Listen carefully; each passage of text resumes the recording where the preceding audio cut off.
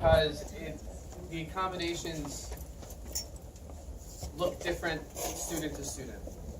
I think the first thing, though, I'd like to preface it with is we're all imperfect humans. No one is perfect. Student, teacher, administrators, no one is perfect. So with that being said, we also have to take a look at who we are, who the students are, and who the class is together as a whole. And in that way, I like to think about accommodations as sort of pruning a garden, because I really feel that out of all the analogies, the school as an ecosystem is probably the best one. So we can't really choose who our students are. Unlike our garden, which we could plant and we could put different vegetables or different flowers here that we know or that we like, that we know are very easy to take care of. I personally do not have a green thumb. I have one little bonsai tree that I was given for my birthday by my sister. My sister's way into yoga and stuff, so she thought I needed a tree, and I said, "Oh, this is pretty, but I'm going to kill it." It's going now for almost a year, a month and a half. I haven't killed it yet, and that's a pretty big accomplishment for me. My wife, on the other hand, loves to garden. And one of the things that is very interesting is that when she gardens, she also likes to weed. And she's gotten me into the habit of weeding. And I find weeding to be very, very therapeutic. It makes me feel good to really rip out a weed right by the stem and get the whole thing to come out, root and all. Where the analogy between school and a garden breaks down is that we are not responsible for really doing a lot of weeding.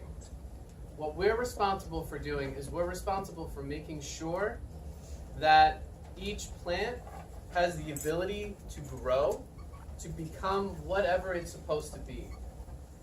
And sometimes that means our garden will have weeds in there.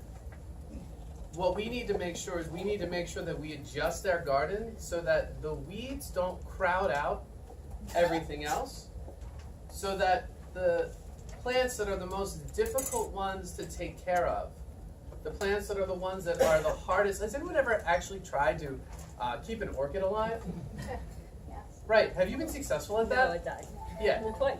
Yeah, so my wife can keep the orchids alive, but she can never get them to bloom again. Once the bloom is gone, it's gone. And I find that doesn't stop her from buying orchids. It doesn't stop her from trying to get the orchids to grow again. So I like to think about, especially after today was a pretty difficult Monday, I like to think, though, that in some cases, those students that are not necessarily blooming the way that we anticipate, it doesn't mean we don't stop trying to get them to grow. It doesn't mean we don't stop trying to cultivate. It doesn't mean we don't stop trying to support, to maybe prop up here, to tie off there, to maybe try to prune a little leaves here and there. We can't. Because if we do, then they certainly will fail. The only way to really...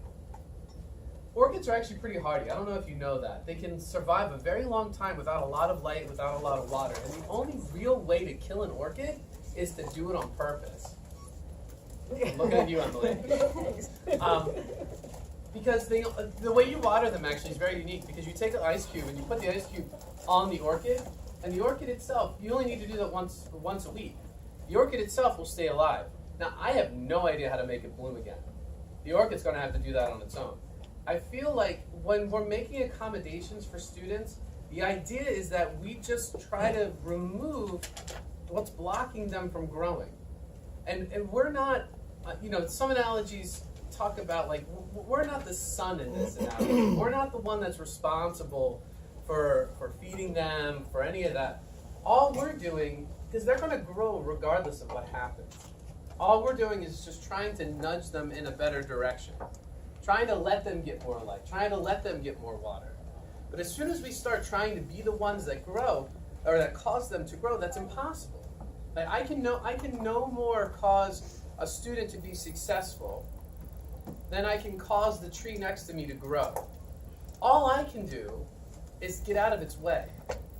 And all I can do is make sure that what is holding it back is taken away. But I can't make a tree grow. I can't make a plant grow. I can't make my garden grow. I just plant, I fertilize, I water, I prune, I hope for the best. So when it comes to accommodating a student, it's really difficult to talk about accommodations